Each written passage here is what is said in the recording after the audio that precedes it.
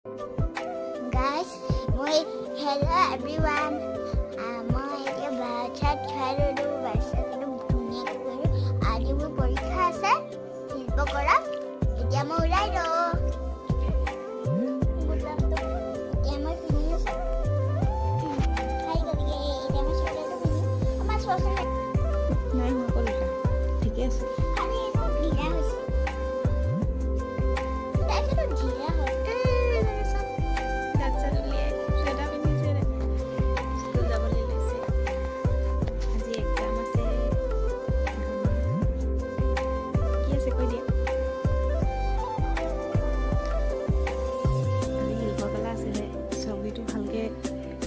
চেষ্টা কৰিছিলে